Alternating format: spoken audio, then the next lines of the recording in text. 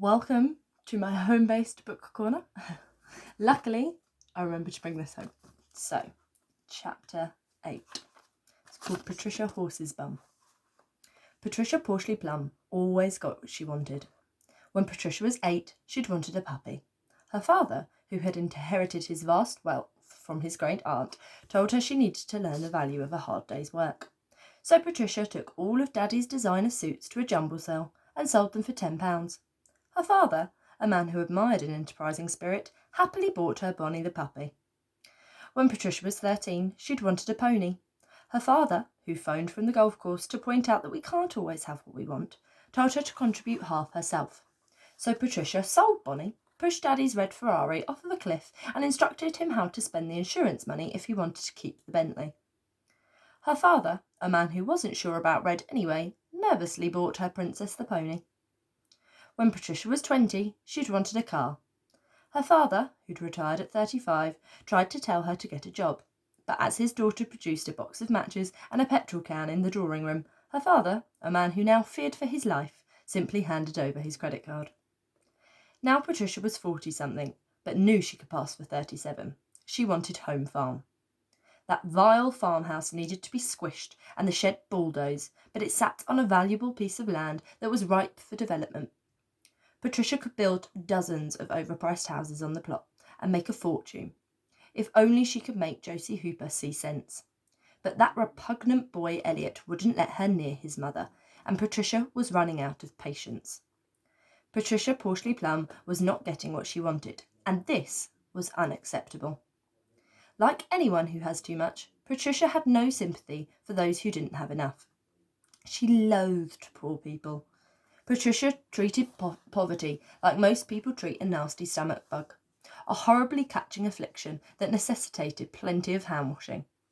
Besides, poor people only had themselves to blame. If you couldn't look after your money, you didn't deserve it, which left plenty for her.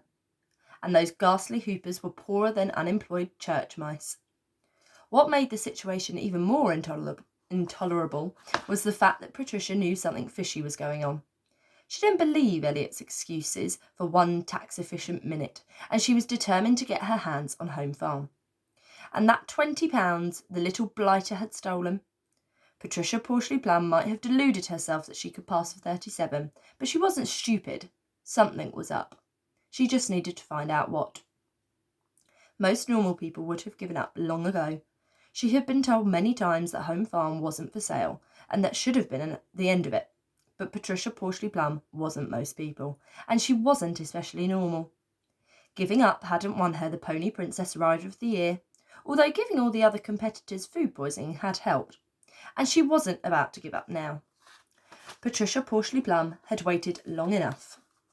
So when Patricia saw Elliot leave Home Farm early that Saturday with a silver-haired girl, young people were so ridiculous with their hairstyles nowadays, a nice soft perm had done her perfectly well for years. She decided it was time to make her move. When opportunity knocks, answer the door, were her father's last words before he died. Or at least she assumed he was dead. She hadn't seen him since the day she claimed he'd gone potty, stuck him in a home, and taken all his money. There was no time like the present, especially since her electricity seemed to be playing up that morning. Patricia Porsley Plum decided that today was the perfect opportunity to get what she wanted. Armed with a homemade Victoria sponge, well, the label said that someone had made it at their home. The moment Elliot was out of sight, Patricia made her way up that stupid path to Home Farm. As she knocked gently on the door, she imagined destroying the path with a pickaxe. "Cooey, Josiekins, it's Patricia," she chirped like a canary on candy floss. "Fancy a cuppa?" The door opened a fraction, and Josie Hooper's delicate face peeked out. "Hello, pumpkin," gushed Patricia, with her least sincere smile. "Shall we have some cakey?" The mind is a complex machine, and although Josie's day-to-day memory had been getting worse, her long-term memory was as clear as a spring morning. So despite Elliot's warnings never to answer the door, Josie thought nothing of admitting her long-standing neighbour, like Grandma inviting the big bag wolf in for a granny sandwich. "Hello, Mrs. Horse's Bum," she said cheerily. "Do come in." Even without the insult, Patricia thought Josie looked dreadful. She hadn't seen her for months, but really, the woman was aging horribly. That's what happened when you didn't spend money on expensive beauty creams that were packed with dianafluoroforazines to keep the skin firm. And Josie wasn't even dressed. Shuffling around in her dressing gown, had the poor woman no shame? Of course not. She was poor. Poor people were so very, very lazy. Patricia entered the cosy sanctuary of Home Farm. As she looked around the cherished home, stuffed with joyful mementos of all the Hoopers who had lived there, she happily pictured the day her bulldozers would flatten it to the ground. She might even take the first swing herself. "Can I get you a cup of tea?" Josie asked kindly, ushering her guest through to the kitchen. "How lovely, dear," said Patricia, offering Josie the sponge cake. "Thank you," said Josie, as her neighbour sat warily at the kitchen table, wishing she could run an antibacterial wipe over the seat, or that her cleaner could do it for her. "Would you like a cup of tea?"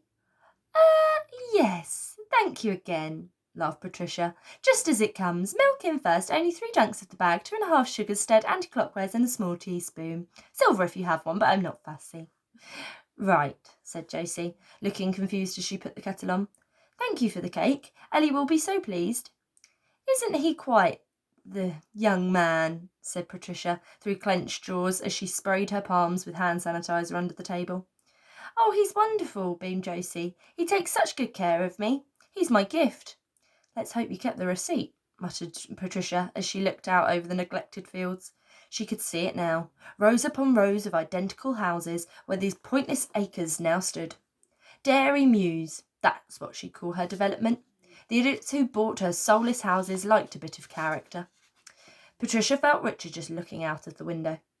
"Do you take sugar?" asked Josie, assembling the tea on the tray. "Yes, please. 2½," said Patricia, trying to keep the irritation from her voice. Not only was the poor woman poor and lazy, she was clearly stupid as well. Josie set the tea tray down, and Patricia took in the chipped and mismatched crockery. "I was so sorry about your father-in-law, Poppet. He was such a character," Patricia grimaced, knowing perfectly well that he'd invented the horse's bum nickname that followed her around the village like one of those frightful charity collectors. "Thank you," said Josie, quietly pouring the tea. "It's been a difficult year." Patricia reluctantly accepted the stained cup, making a mental note of the wilting plant that would be grateful for the drink when Josie's back was turned. "Shall we have some cake?" she said breezily, steeling herself at the prospect of another piece of Hooper crockery. "You brought cake?" said Josie cheerfully. "How lovely! Ellie will be so pleased." Under Patricia's curious gaze, Josie stood up to fetch the cake that she had put down moments earlier. Patricia had never spent much time with Josie before.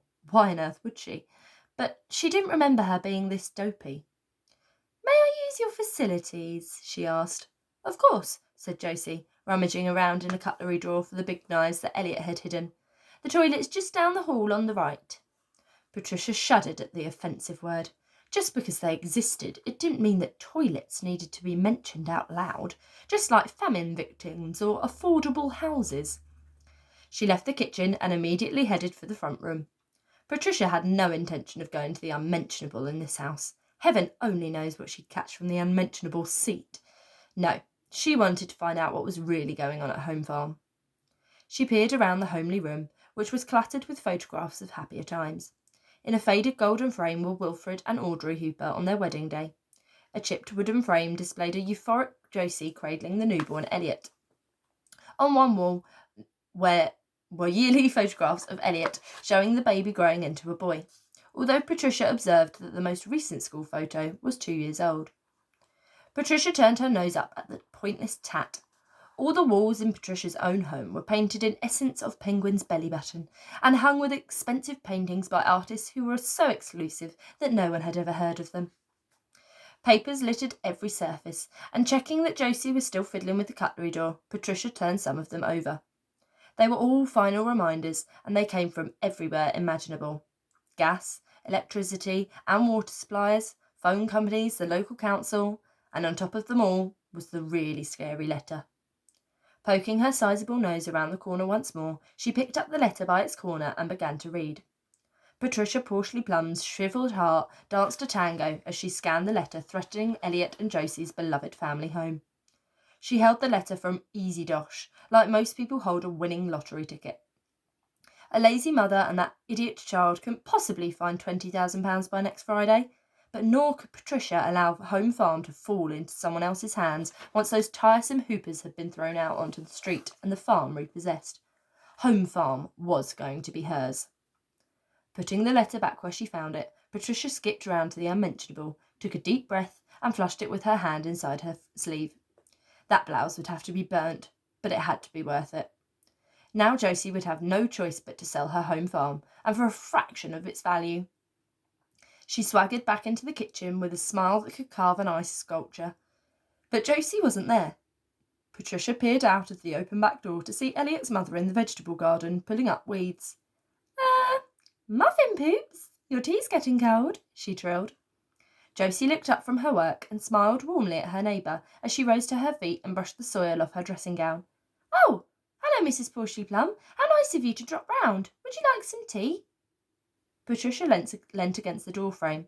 The penny finally dropped. Josie Hooper wasn't being lazy or stupid or slow. She was seriously unwell. This usually bright young woman had the mind of an old lady. So that's why Elliot had been keeping her tucked away.